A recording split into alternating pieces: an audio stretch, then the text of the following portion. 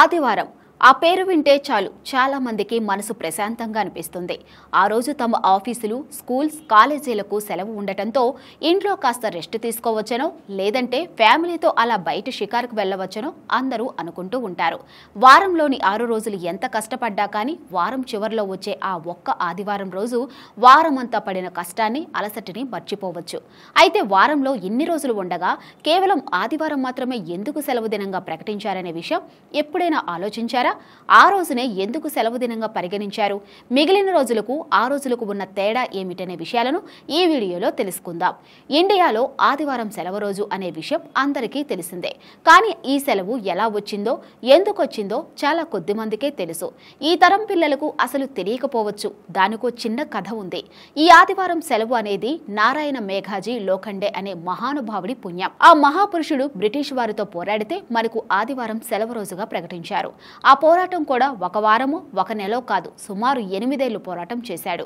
నారాయణ మేఘాజీ జ్యోతిరావు పూలే గారి సత్యబోధన ఉద్యమంలో కార్యకర్త మాత్రమే కాకుండా కార్మిక నాయకుడు కూడా. బ్రిటిష్ వారి హయాంలో వారానికి 7 రోజులు పనిచేసేవారు.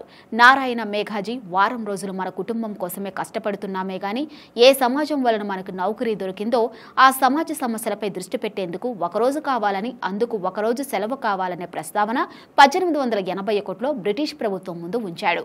అయితే బ్రిటిష్ ప్రభుత్వం ఒప్పుకోలేదు. ఈ క్రమంలో నారాయణ మేఘాజీ ఉద్యమం మొదలు పెడితే అది తీవ్ర రూపం దాల్చి ఆఖరికి బ్రిటిష్ ప్రభుత్వం దిగివచ్చి 1889లో ఆదివారం సెలవు దినంగా ప్రకటించింది. సెలవు అయితే వచ్చింది కానీ మేఘాజీ ఆశయం నెరవేరలేదు. ఏ కొద్ది మందో తప్ప సామాజిక సమస్యలపై దృష్టి పెట్టడం లేదు. భారతదేశంలో కార్మిక ఉద్యమానికి ఆచుడు ఈయనే. కార్మికుల కోసం ఎన్నో ఉద్యమాలు చేపట్టాడు. ఇదిలా ఉంటే మేఘాజీ మహాత్మా జ్యోతిరావు పూలేకి సన్నిహితులు. దీనబంధు పత్రిక నిర్వహణలో కొన్నాళ్లు కీలక బాధ్యతలు నిర్వహించారు.